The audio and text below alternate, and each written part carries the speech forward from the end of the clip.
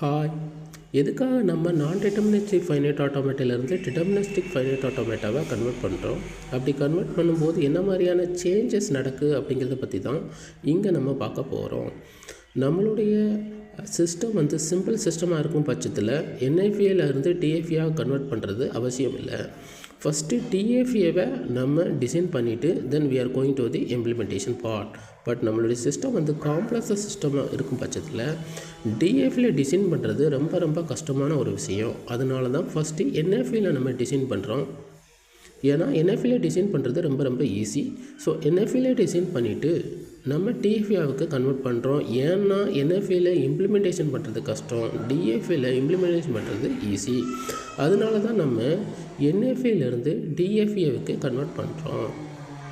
So observation என்ன அப்படின்னா, நம்மளுடைய காம்ப்ளெக்ஸான சிஸ்டம் ஈஸியாக இம்ப்ளிமெண்ட் பண்ணுறதுக்கும் ஈஸியாக டிசைன் பண்ணுறதுக்கும் நம்ம என்எஃப்ஏலேருந்து டிஎஃப்ஏவுக்கு கன்வெர்ட் பண்ணுறோம்.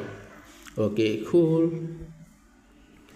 நவ் அப்படி கன்வெர்ட் பண்ணும்போது என்ன மாதிரியான சேஞ்சஸ் நடக்குது அப்படிங்கிறத பார்ப்போம்.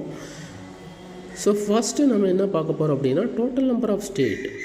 ஸோ என்எஃப்ஏல n ஸ்டேட் இருந்துச்சு அப்படின்னா டிஎஃப்ஏல n to 2n ஸ்டேட் வரை இருக்கலாம். ஸோ ஸ்டார்டிங் ஸ்டேட்டில் எந்த விதமான சேஞ்சஸும் இருக்காது. ஃபைனல் ஸ்டேட்டில் பார்த்தீங்க அப்படின்னா DFA is a super subset of NFA. So ஒரு சிம்பிள் டயக்ராம் பாருங்கள். First diagram NFA, second diagram DFA. So initial state பார்த்தீங்கன்னா என்எஃப்ஏல Q0, டிஎஃப்லேயும் Q0.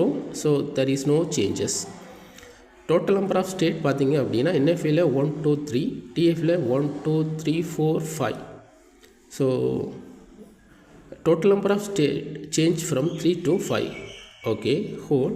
ஃபைனல் ஸ்டேட் பார்த்தீங்க அப்படின்னா என்எஃப்ஏல Q2 அப்படிங்கிறது ஃபைனல் ஸ்டேட், டிஎஃப்ஏல Q2, Q1, Q2 which is a super subset of NFA.